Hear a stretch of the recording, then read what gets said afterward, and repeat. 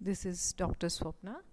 In today's session, I am going to discuss about Mendel's work on the transmission of traits, which comes under Unit 3, and the title of the paper is Cytology, Genetics and Evolution.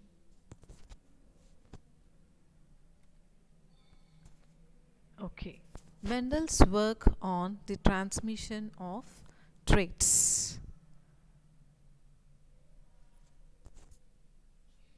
The contribution of Mendel to genetics is called Mendelism. Mendel is the father of genetics.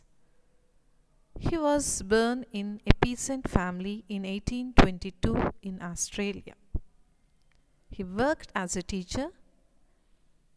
He passed his later life as an abbot, and he died in 1884. Mendel was fond of gardening and fruit culture from his boyhood. When he was working as teacher, he performed a series of experiments with pea plants in the garden. His work contains inheritance of characters in 22 varieties of garden peas. His papers were published in 1866 and 1867 in the Proceedings of Natural History Society of Brunn. The work of Mendel remained unnoticed to the world for about 33 years. In 1900, the principles of genetics worked by Mendel was rediscovered by three botanists, namely Correns, De Vries and Schermark. The unrecognized papers of Mendel were taken out from the grave and made known to the scientific world when Mendel's work was recognized and appreciated. He was no more. Okay, coming to the topic. ఇప్పుడు దాకా మనం introduction చెప్పుకున్నామమ్మా Mendel గురించి. Okay, ఇప్పుడు అసలు genetics అనేది it is the field of biology devoted to understanding how characters are transmitted from parents to offsprings. So genetics బయాలజీలో ఒక ఫీల్డ్. సో దీని ద్వారా మనకి ఏం తెలుస్తుంది అంటే క్యారెక్టర్స్ అనేవి పేరెంట్స్ నుంచి ఆఫ్ స్ప్రింగ్కి ఎలా ట్రాన్స్మిట్ అవుతుంది అనేది మనకు తెలుస్తుంది. And genetics was founded with the work of Gregor Mendel, an Austrian monk who worked with garden peas Pisum sativum. He formulated two fundamental laws of heredity in early 1860s. The theory of inheritance proposed by Mendel can account for presence of differences among members of a population from generation to generation.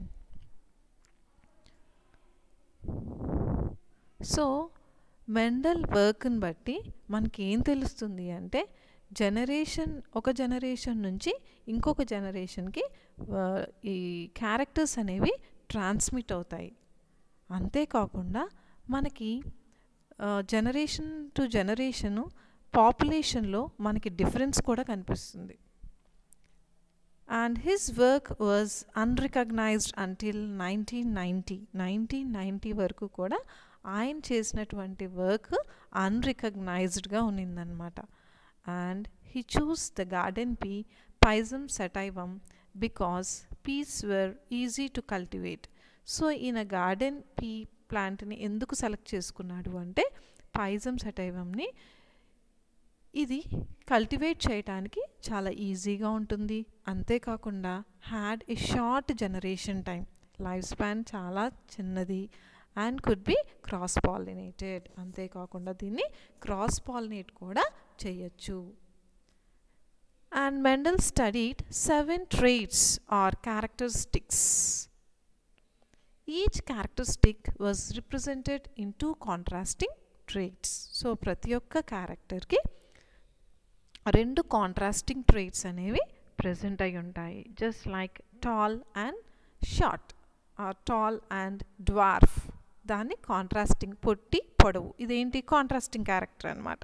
Trait అంటే character, contrasting traits means contrasting character, just like tall and dwarf. Okay, ఏంటి ఆయన study చేసినటువంటి ఆ 7 ట్రైట్స్ are characters ఏంటి అంటే, first one flower colour, purple or white.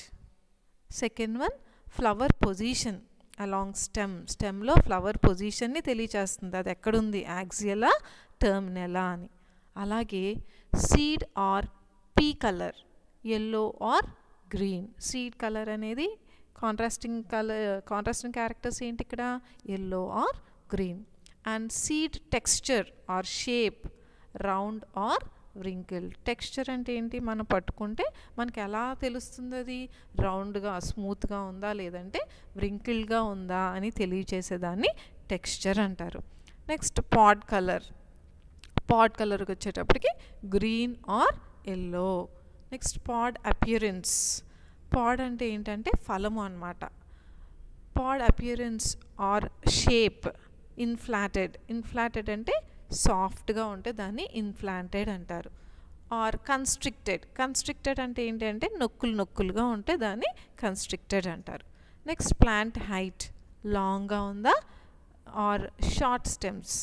Plant హైట్లో 2 contrasting characters ఏంటి అంటే, ఒకటి లాంగ్, ఇంకొకటి short. So these are the 7 traits or characteristic Mendel studied. So pea plant, that is pisum sativum తీసుకొని ఆయన ఈ 7 కాంట్రాస్టింగ్ క్యారెక్టర్స్ని అబ్జర్వ్ చేయడం జరిగిందనమాట. Like flower colour, flower position, seed or pea colour, seeds texture, pod colour, pod appearance, plant height. So okay, మనం ఇక్కడ చూడండి.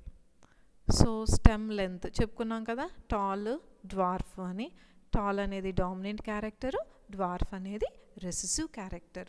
అలాగే పాడ్ షేప్ ఇందాక చెప్పాను కదా, ఇన్ఫ్లాంటెడ్ అంటే ఇలా సాఫ్ట్గా ఉంటుందన్నమాట, నొక్కులు లేకుండా ఇలా సాఫ్ట్గా ఉంటే దీన్ని ఇన్ఫ్లాటెడ్ అంటారు.